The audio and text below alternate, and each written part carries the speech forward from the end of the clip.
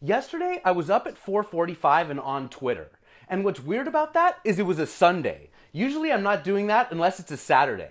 But yesterday a pair of snowboarding boots came out. They're known as the Lunar Endor, and they light up with 30 LED lights, so I had to get them.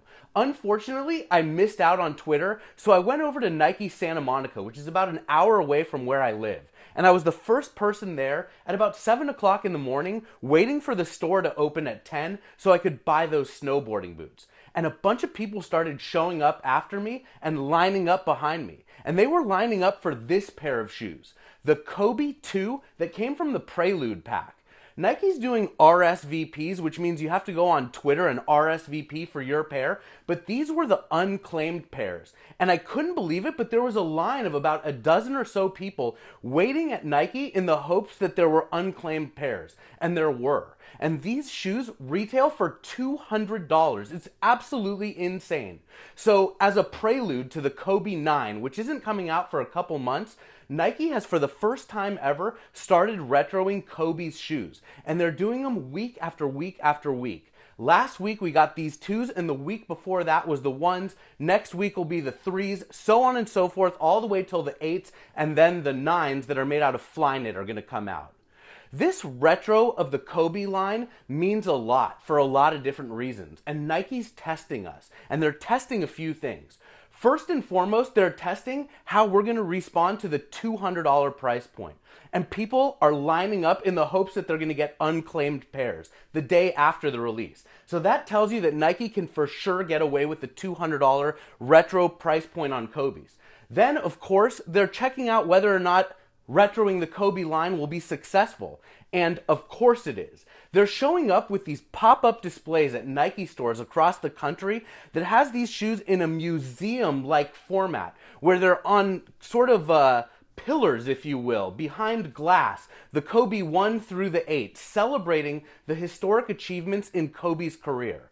The Kobe 1 celebrated his 81-point game, and this pair of Kobe 2s celebrates the fact that Kobe had 4 games in a row with 50 points or more in 2007.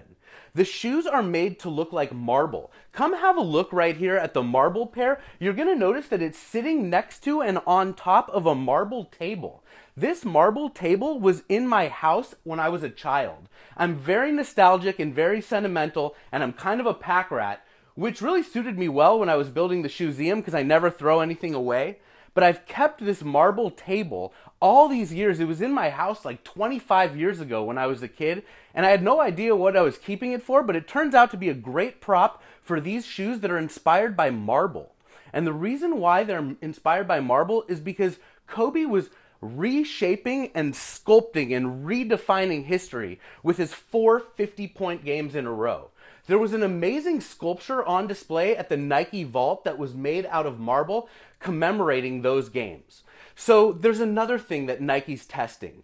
Think about it. I've told you before that there's a big distribution center in Tennessee that week after week is getting filled with Jordan retros and the cool releases, Foamposites, LeBrons, Durant's, Kobe shoes, and they're selling out. And then those shelves are empty. And then they have to be filled again. And so they're being filled week after week after week on Saturdays and on Sundays when Lunar Endor snowboarding boots are coming out. But the crazy thing is with these releases, 8 successive releases of Kobe retros at $200 each, is think about it from a distribution standpoint. So the shoes are being made abroad, shipped out to Tennessee where they're filling shelves, and then from Tennessee they're being sold online, but also filling the stores. So it takes a lot of coordination for Nike to be able to send the Kobe 1s, and then they sell out and send the Kobe 2s, and then they sell out and send the Kobe 3s. Imagine the kind of distribution network that they're toying with as they're releasing these Kobe's week after week alongside other releases too, because it's not like these Kobe's are the only things that are coming out.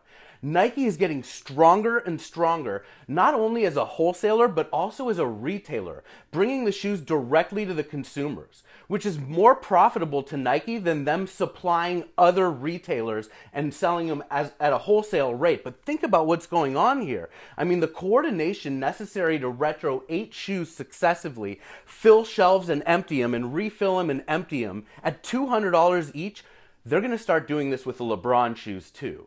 And every day or every other day, these shelves are going to be filled and emptied by Jordans, Kobe's, and LeBron's. You wait. When these shoes originally came out back in the day, they were garbage. That's right, garbage. And they actually made two different editions. The second one was called an ST model, and it was made for the street.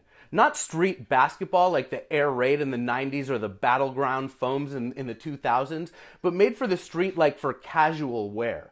And the shoes were dogs. The basketball ones and the street ones, they were at the outlets everywhere for like 30 bucks, sometimes even 20. And now, because of the hype, $200 and they're gone. And people are lining up the day after. Just wait and see what Nike's going to do to us in the future. It's about to get crazy.